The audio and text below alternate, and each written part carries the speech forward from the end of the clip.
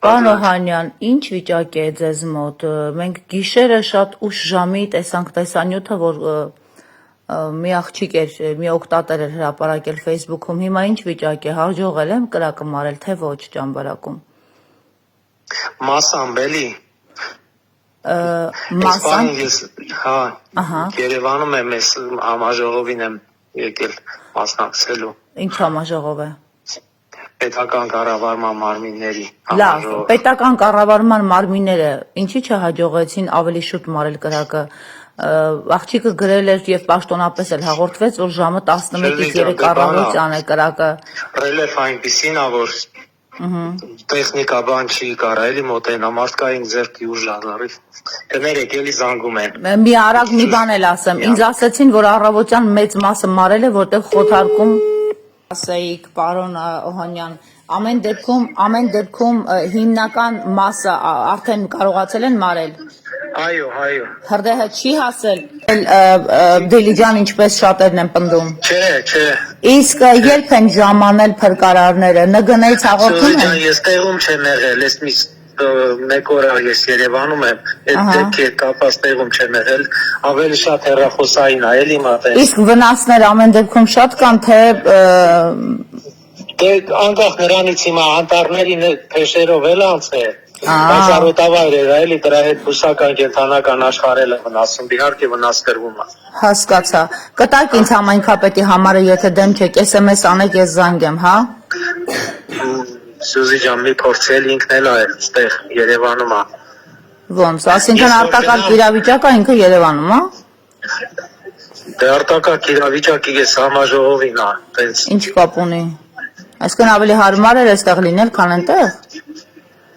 Դե հիմա արդեն օպերատիվ այդ աշխատանքը համապատասխան պատկան մարմիններն են, էլի իրանց ենթակայության տակ։ Հերթապահություն նշանակվել գիշերը։ Իրավիճակը հսկողության տակ։ Ինչ մակերեսա մոտավորապես կրակը տարածվել։ Ու սահմանային գոտի է, թե ոչ։ Սահմանային գոտի է։ Ձեր կրակները հենց այն սահմանի մյուս կողմից են էլի գալիս։ Իսկ ձեր կարծիքով հնարավոր է որ սրանք արհեստացին կամ հենց թշնամու կողմից ստեղծված իրավիճակ է, թե ոչ։ Միանշանակ այդ կողմերից է գալիս։ Մեր 50-ից ավել կիլոմետր սահմանակից են։ Հիմա ոչ միայն այդ հատվածը, նաև Ճամբարակ քաղաքի ամբողջ դիրքային հատվածներն է։ Ներքևից իրաց մոտից կրակները բարձանում է, իրաց մոտը լավ էլ ասեմ, էլի անտառային գոտի է, ցածրադիր վայր է, այդ անտառներից է կրակը դուրս եկել, մեր դիրքերով անցել։ Դուք մտածում եք, որ միտումնավոր թշնամու կողմից հնարավոր է տարածված։ Չեմ մտածում, իրաց մոտ էլ է, էլի ավելի շատ վնաս կրած։ Հա։ Այդպես չեմ կարող ասեմ, էլի միտումնավոր են վառում, թե ինչ Լավ։ միտումնավոր ինչի իրաց վնաս կտան իրենք։ Պարոն Օհանյան, տեսանյութից երևում է, որ ինքը շատ ահռելի մասշտաբներ է վերցրել, բայց աղջիկը, որ տարածել էր, գրել էր, որ սա ոչ թե մի օր առաջ, այլ 2 օր առաջ է սկսել։ Այս անտառը, այդ կրակները մի օրվա կամ 2 օրվա չի, ավելի շատ sense լոկալ բաներ են, էլի իրանք մի շաբաթից ավել է։ Այս ընթացքում մի հատ թեթև անձրև եկա, ոնց որ դադարեց, էլի այս չորային եղանակները նպաստեցին դրան տարածմանը։ Ամեն դեպքում ինչի ավելի մեծ քանակով մարտական հաշվարկ չկուտակվեց այդտեղ, ձեր կարծիքով սխալ գնահատում էր։ Հարակից համայնքներից էլ են եկել։ Դե երեք ՆԳՆ-ից ինձ պաշտոնապես ասացին, որ ընդամենը 5 մարտական հաշվարկ է, իհարկե 90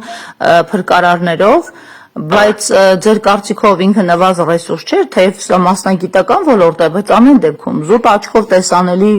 Դե մասնագետները գնահատականը տան։ Կամավորներ են միացել էլի համայնքի բնակավայրերից։ Լավ։ Ես չի որ մենակ թողել ենք իրենց։ Ամեն դեպքում դուք վստահ եք, որ այսօր կհաջողվի մարել գոնե հայկական հատվածում։ Հա։ Եթե 5 օրից ավել տարածվում է, հեշտ կհաջողվի այսօր մարել, որտեղ գրել էին, որ Դիլիջանի անտառները կարծես թե հասնում։ Չէ, Դիլիջանը մեզնից շատ հեռու է։ Լավ։ Այդ օջախից շատ հեռու է։ Այդ օջախից շատ հեռու է։ Լավ, ինձ բնակիչները ֆոտոներ են գցել, որ ամեն դեպքում շատ մեծ հատվածներում մարել է կրակը։ Ու գրել են, որ ոչ թե հրշեջները, այլ ուղղակի այդ տարածքում շարունակվել հնարավոր չէր հրդեհին։ Մաքրած են դաշտերը։ ռելիեֆը դե այնպեսին է, որ մարդկային բանով էլ չների կարողանում մտնեն զորակները, տիրճերը, Բայց ուղղաթիռել չի բարձացել օդ ոնց հասկացա։ Դե երևի բանը նպատակահարմար չեն գտել էլի։ Զուտ սահմանային գոտի է դրա համար։ Սահմանամերձը դրա Մի համար։ քանի գործոնով էլի դες պայմանավորված ես չեմ կարող։ Լավ, պարոն Օհանյան, ընթացքում ձեզ էլի կզանգենք, շնորհակալ եմ։ Մենք ունեցել ենք անցած տարի էլի ներքևի հատվածում Դիլիջանի սահմանակից հատվածում ուղղաթիռ եկավ։ Բայց բնակիչների դրա ռելիեֆը մի քիչ հարմար էր, կարողաց ավելի ուղղաթիռն էլ արդյունավետ էր։ Պարոն Օհանյան, ամեն դեպքում մենք հիշում ենք, որ Արցախում այսպիսի բաներ անում էին, արկածախնդրության գնում էր թշնամին։ Մենք լավ ենք հիշում ցորենի դաշտերը ինչպես էին հրդեհում, հիշում եք։ Արդեն մի 4-5 տարի առաջ։ Մի խոսքով մտածում ենք, որ այս նույն նախադեպն է։ Թշնամու սադրանքներն են։ Բայց ասում եք, որ իրենք էլ են ամեն ինչ էլ հնարավոր է, բայց հիմա որ այդպես երկկողմանի բանը խաղաղության այս գործընթացին են գտնում, չեմ կարծում էլի որ այդպես պրովոկացիոն բաներ կարան թույլ տան երկու կողմներ։ Նույն պրովոկացիան չէ, որ ասում են Սևանը գյուղ չէ։ Դե հիմա անզգուշությունն է, մեր հովիվներին էլ են զգուշացնում, որ դաշտ է գնում, զերծ մնացեք էլի։ Գյուղացի ինքը մտածում ասում է, սա այդ բանը խոտածածկը, որ չի հնձվել։ Վառեմ, մաքրվի դաշտը, մյուս տարի հեշտ էլի հնձեմ, բայց ասում ենք դրանով դու ավելի շատ եւ բնությանն ես վնաս պատճառում եւ